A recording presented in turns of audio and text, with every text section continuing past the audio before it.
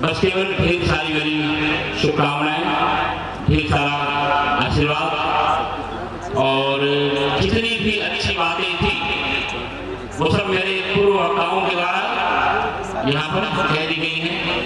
कुछ भी अब अप्रकाशित नहीं रहा कि मैं विशेष रूप से कुछ मैं कहूँ। बस जो श्रद्धा सुमन है मेरे वह इन महामना के चरणों में मैं समर्पित करता हूँ। देखो, किसी भी वृक्ष का जो परिचय है वह उसका माधुर्य से भरा हुआ फल होता है। तो यह पुण्यात्मा सतदेव जी से मेरे मिलने की कई अवसर आए, लेकिन दुर्भाग्यवश मिलना नहीं हो पाया हमारा। लेकिन उन्हीं को हम पा रहे हैं सानंद और आनंद के रूप में, क्योंकि हमारे वेद कहते हैं कि आत्मा वही जायते पुत्र है, पिता की आत्मा ही पुत्र के रूप में जन्म लेती है।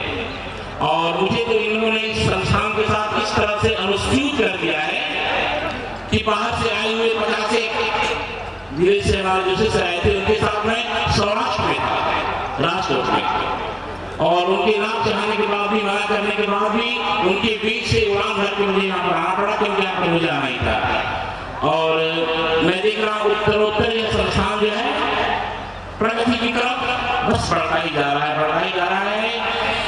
इसलिए बढ़ता जा रहा है कि यहाँ पर शिक्षा का परिसर तो है ही, लेकिन केवल शिक्षा ही यहाँ पर नहीं है, यहाँ पर सेवा भी है, यहाँ पर संस्कार भी है, यहाँ पर साधना भी है, यहाँ पर संतों का संग भी है।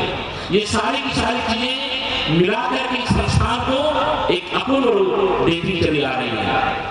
और पूरा का पूरा हम लोग इस प्रयास में जुड़े हुए हैं कि बहुत जल्दी, अति शीघ्र ही ये संस्थान जो है विश्वविद्यालय के रूप में पूरी दुनिया में जाना जाएगा, क्योंकि इन लोगों की जो पकड़ है वह बहुत अद्भुत है। और यह इस खानदान में, इस परिवार में, इस परंपरा में ही पहले से ही वो ग्रथित है।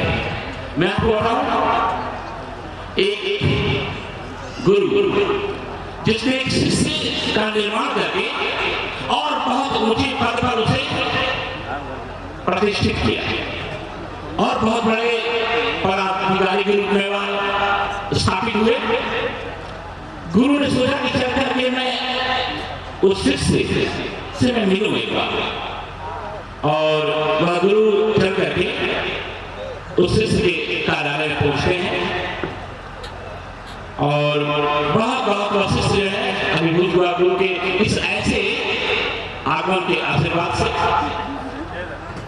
गुरु ने उस शिष्य से एक प्रश्न पूछा, उस अपने शिष्य के कंधे पर हाथ रख करके, और कहा कि बस ये बताओ कि तुम्हारी दृष्टि में दुनिया में सबसे बड़ा इस समय कौन है? तो शिष्य ने कहा, गुरुदेव दुनिया में इस समय सबसे बड़ा, सबसे सामर्थ्यशाली मैं हूं। गुरु को ऐसी उम्मीद थी कि कहेगा कि नहीं, आप हैं जिन्होंने आपने मेरा निर्माण किया, लेकिन उस शिष्य ने कहा कि नहीं, इस समय सबसे सामर्थ्यशाली मैं हूं। तो गुरु थोड़े से खिल हुए, कहा कि बहुत सुंदर, और जाने चार कदम चल करके फिर मुड़ करके उन्होंने पूछा, एक बार फिर से सोच लो सबसे बड़ा कौन है? तब उस शिष्य ने कहा कि गुरुदेव सबसे बड़ा मेरी दृष्टि में सर्व सामर्थ्यशाली आप हैं। तो गुरु ने कहा कि फिर तुमने मुझे दुविधा में डाल दिया। जब मैंने तुमसे पहले पूछा कि सबसे बड़ा कौन है, तो तुमने अपने आप को बताया, अब कह रहे हो सबसे बड़ा मैं हूं। इसका कारण क्या है?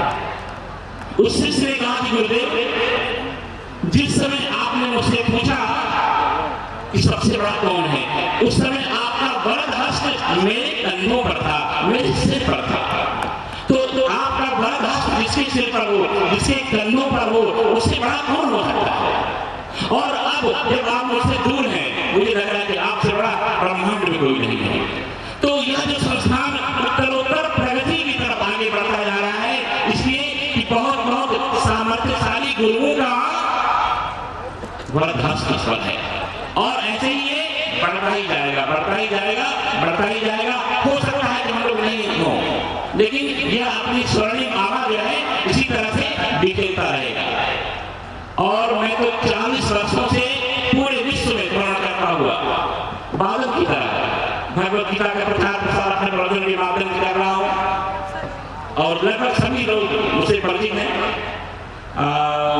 रणजीत सिंह जी यहाँ पर दिखाई अब तो नहीं पड़ रहे हैं, मुझे लगता है शायद चले गए।